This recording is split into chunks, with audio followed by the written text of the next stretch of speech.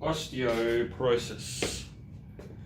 Osteo is bones, and porosis means porous, holes, little holes in bones.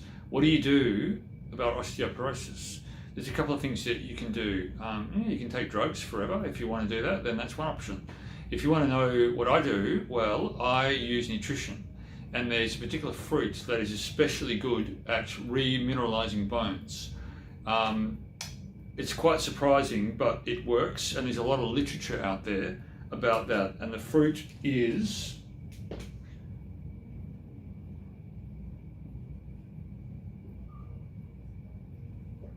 prunes, believe it or not. So a prune is a dried plum.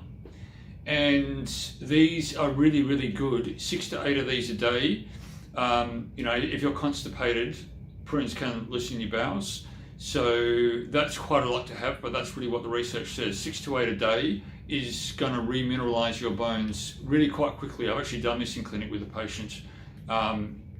She did this for about 6 weeks, had a before and after bone mineral density scan, and got about 6 to 8%,